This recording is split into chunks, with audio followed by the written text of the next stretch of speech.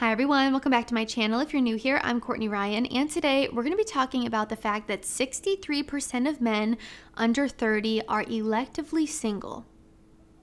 Let that sink in for a second. I know I've covered similar topics in the past, and this is kind of old news at this point, but I wanted to go through this with you guys and share some of my thoughts from a woman's perspective here, and even more specifically, a woman who makes content for men. Because the reality is that we are experiencing a tectonic shift in dating, and I see a lot of the aftermath in my comment section, in my DMs, in terms of questions that I receive from you guys, or just overall comments and your shared experiences. I actually got on my Instagram stories the other day and I asked my followers, what are the biggest struggles you're having with dating at the moment? I had men and women answer, mostly men of course, and I'll actually be sharing some of the most common responses I got later in the video after I go through some stats and other info first. But before we get into the stats, big thanks to AG1 for sponsoring today's video.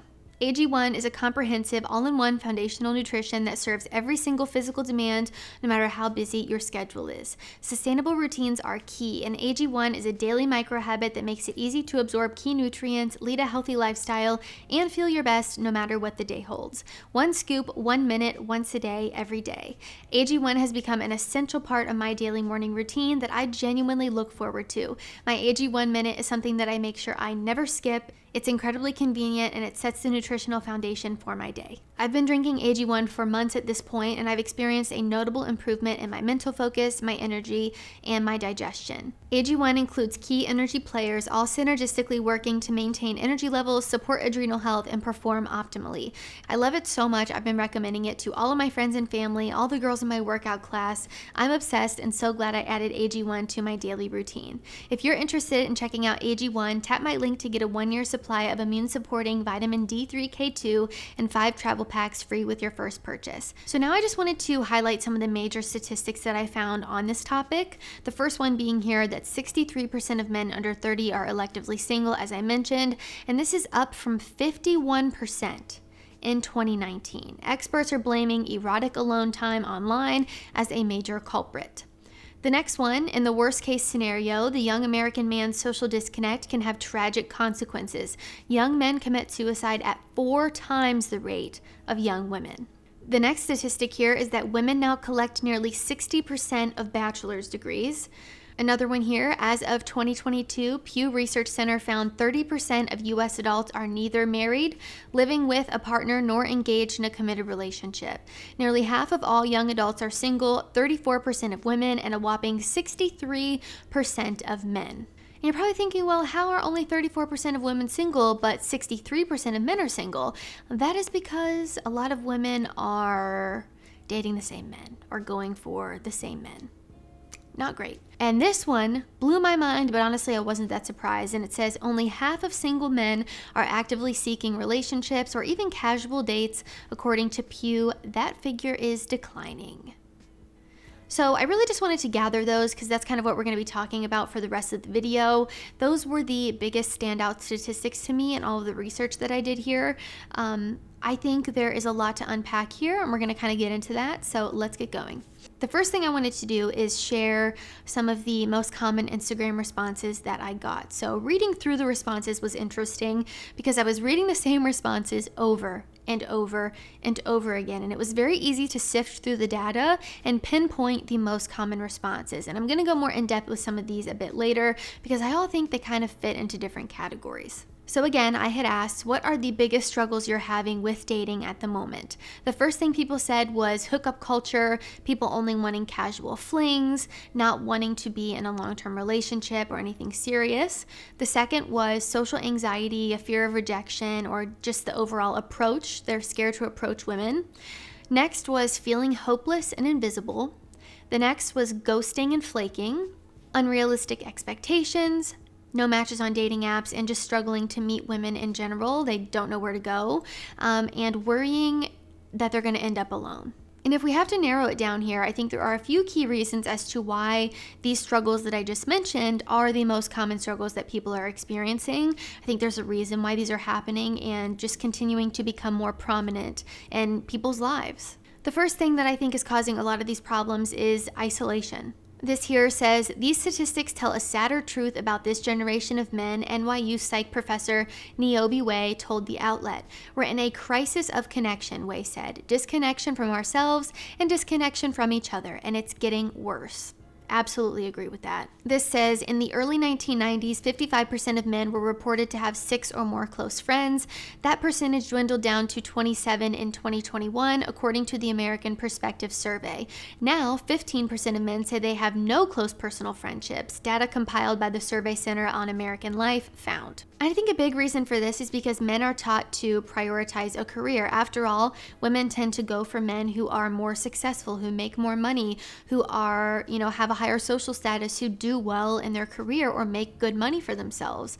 And I think a lot of men also do this with the hopes that it will improve their dating life as well. Obviously, we know that women tend to look for men who are at their level or above, so it would make sense why men would then feel an extra need to prioritize their career, because they think, okay, well, if I don't, then I'm probably not going to end up with the girl that I want or whatever. And as women, become more successful, we're earning 60% of bachelor's degrees.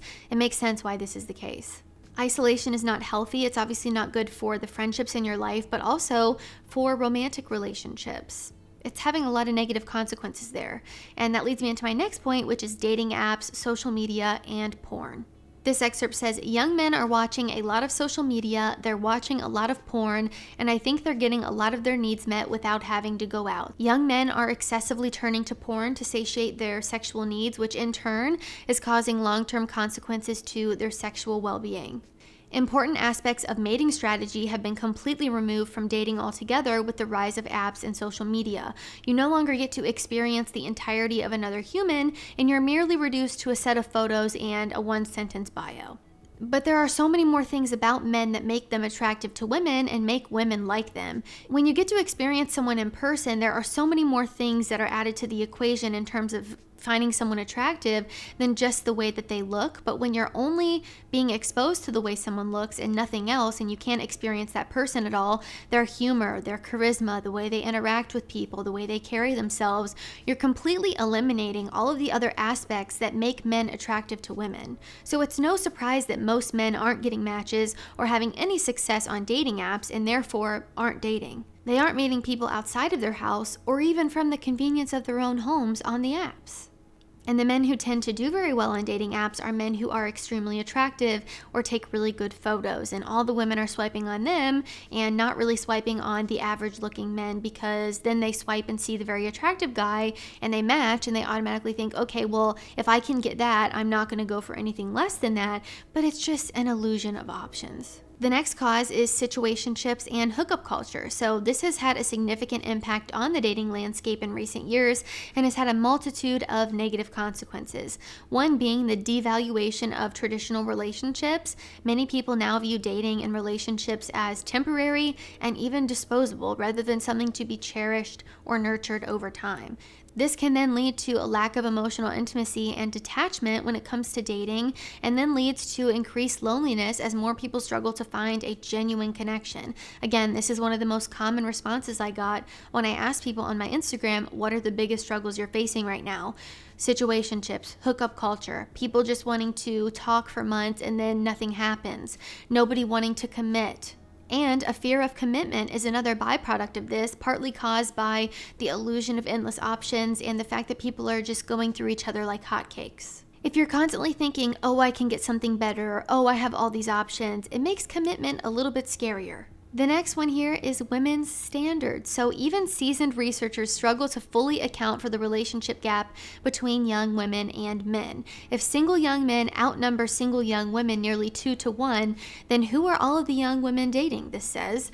Young women are also dating and marrying slightly older men, carrying on a tradition that stretches back more than a century.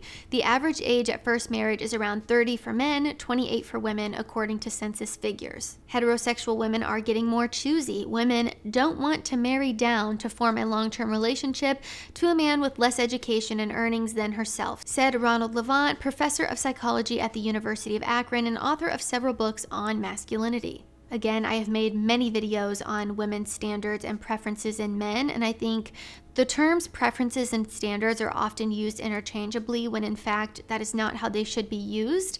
And I think as women have this illusion of options, again, as I mentioned before, they feel as though they can be more picky with the men that they're dating. When in reality, just because you match with someone on a dating app doesn't mean that that's going to progress to the next level, or that guy that you're obsessed with isn't talking to 10 other women. All of these points I talked about have drastically changed dating as we know it. I think dating today is much different than it even was 5 years ago. And I don't really know what the future looks like for dating. And transparently, it took me a while to make this video because I didn't just want to sit here and present all the problems to you and end on kind of a good luck, Chuck. I really want to find solutions. I want to be able to give you guys ways to fix the problems I've outlined today. So I have some thoughts about this overall, and I would obviously love to hear yours down in the comments from a male point of view. If you're a woman watching this, obviously would love to hear what you think as well. But I think really getting a male perspective here would be helpful for me. I think it's also helpful for people trying to understand this issue as a whole. But I really do think this is a cultural challenge. It doesn't benefit men or women either, truth be told. And I think it's showing a huge lack of connection between the largest participating parties of our human existence. And again, although these issues are at a large scale level, I do believe that there are some things you can do as an individual that could certainly help. And of course, there are going to be aspects that are totally out of control, but I do think that it all starts with you. And these might sound silly, so bear with me, but the first solution I have is to get out of the house.